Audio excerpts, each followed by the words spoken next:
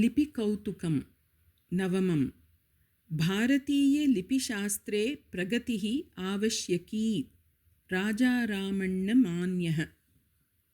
संस्कृतभाषालेखनाय प्रमुखतया उपयुज्यमाना देवनागरीलिपिः अक्षराणाम् आकारविषये तद्भाषायाः सम्यक्कृतत्वं न अन्वेति इति अहं बहुधा अनुभवामि स्म। उदाहरणार्थं देवनागरीलिप्याः डकारस्य ईषत् परिवर्तनेन इकारः ङकारः हकारः वा प्राप्यते, परन्तु एतेषां ड इ ङ ह अक्षराणाम् उच्चारणे स्थानस्य प्रयत्नस्य वा सम्बन्धः नास्ति। तद्विपरीततया समानोत्पत्तिस्थानानां वर्गीयव्यञ्जनानां रूपे महान् भेदः दृश्यते। यथा क ख ग घ ङ अक्षरेषु आकारसादृश्यं न विद्यते, परन्तु अभ्यासेन दृढपरिचये सिद्धे एतादृशान् अनन्वितान् अंशान् न लक्षयामहे। पुनश्च ये लिपिपाठने प्रवर्तन्ते तेषां तु मनसि एषा न्यूनता ईषत्वा खेदं जनयेत्। अहं बाल्यकालात् लिपिं ज्ञातवती, संस्कृतं किञ्चित् अधीतवती च, परन्तु उच्चारणकौशलं मम न आसीत्। अतः यदा मम वीणाशिक्षिका एषः रागः शङ्कराभरणः अस्ति, शङ्कराभरणः न इति मां पुरा अवदत्, तदा मया न अवगतं शङ्कराभरणः अस्ति शङ्कराभरणः न इति परस्परविरुद्धं वचनं कुतः वदति इति अहं भ्रान्ता अभवम्। स्पष्टतार्थं किं प्रष्टव्यम् इत्यपि अजानती अहं तूष्णीं ततः पलायितवती। यदा प्रौढे वयसि श्रवणद्वारा अनवगतपूर्वं शकारशकारयोः भेदं शास्त्रीयमार्गेण ज्ञातवती, तदा देवनागर्याः लिपेः रूप उच्चारणयोः अनन्वयेन बहुखेदम् अन्वभवम्। कालान्तरे दिष्ट्या मम मात्रा दत्तं किञ्चन पुरातनपुस्तकं दृष्टिगोचरम् अभवत्। संस्कृतं विज्ञानञ्च इति विदुषः अणुशक्तिवैज्ञानिकस्य राजारामण्णनामकस्य आङ्ग्लभाषया 40 वर्षेभ्यः पूर्वं रचितं तत्।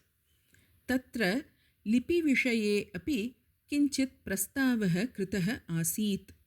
तद्विषये ये मम विचाराः आसन् तान् सः पूर्वम् एव चिन्तितवान् इति ज्ञात्वा मेधाविमानिनी अहं गौरवम् अन्वभवम्। अत्र मान्येन प्रतिपादितान् विषयान् स्वीकृत्य मम चिन्तनानि अपि मेलयित्वा वक्ष्यामि। भारतीयलिपीनां मूलम् एकम् एव स्यात्। यथा संस्कृतभाषा सम्यक् कृता वर्तते, तथैव स्यात् तस्याः मूललिपेः सृष्टिः अपि। परन्तु लिपयः भिन्नेषु प्रदेशेषु भिन्नरीत्या वर्धिताः स्युः, येन मूलभूतसंस्कृतत्वात् तासाम् अपसरणं समभवत्। पुस्तकरचनासमये सङ्गणकक्षेत्रं विकासशीलम् आसीत्। समानकाले मुद्रणयान्त्रिके अपि महती प्रगतिः जायमाना आसीत्। प्रादेशिकभाषापरिरक्षणपराणां राष्ट्रभाषाविषये कल्पिता अनैक्यता लिपिविषये अपि प्रतिबिम्बिता भविता। एतत् सर्वं मनसि निधाय राजारामण्णार्येण राष्ट्रप्रगत्यै भवेत् इति कृत्वा लिपिलोके महोपयोगिनां परिवर्तनानां चर्चा स्वपुस्तके उपस्थापिता। यदि तस्य प्रस्तावः अङ्गीकृतः अभविष्यत् तर्हि समग्रभारतदेशे ग्रामे ग्रामे समानः लिपिप्रयोगः देशवासिनां लाभाय अभविष्यत्।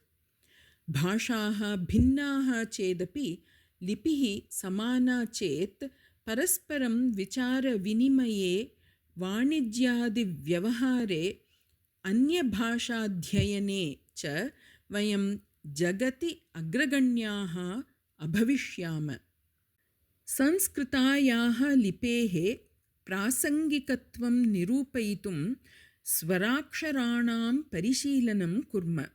देवनागर्याम् अ इति अक्षरेण रेखां योजयित्वा दीर्घस्वरम् आ इति साध्यते। एवमेव इकार उकार ऋकाराणां विषये अपि।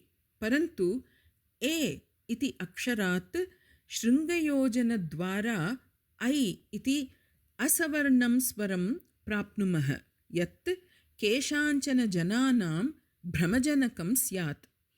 तथैव ओकारस्य औकारस्य च विषये अपि। पुनः व्यञ्जनानां पक्षे ट ठ कारयोः प फ कारयोः च मध्ये रूप उच्चारणयोः अन्वयः सूह्यः। परन्तु प श कारयोः व ब कारयोः उच्चारणविषये असम्बन्धे अपि आकारसम्बन्धः विद्यते। नूतनलिपेः साधनाय एकः विकल्पः प्रस्तूयते, येन लिपिः अपि सम्यक् कृता विराजेत। अकारं स्वीकृत्य तस्य एव क्रमशः परिवर्तनेन इतरस्वराक्षराणि कल्पयितुं शक्नुमः। तादृशं प्रयोगम् अधः पश्यन्तु। व्यञ्जनानां विषये अपि सदृशी प्रक्रिया एवं भवितुम् अर्हति। प्रतिवर्गम् एकं मूलाक्षरं चित्वा पञ्चभिः चिह्नैः तद् वर्गीयाणि अक्षराणि उत्पादयितुं शक्यानि। इत्थं 25 वर्गीयव्यञ्जनानि कल्पितानि भवन्ति। यण् वर्णानां वर्तमानरूपाणि उत्पत्तिस्थानदृष्ट्या समर्थनम् अर्हन्ति। शल् वर्णानां तु स्थानचिन्तनपूर्वकं नूतनरूपाणि आविष्कार्याणि। एतच्चिन्तनस्य क्रियान्वयने मम प्रयत्नः अधः दृश्यताम्।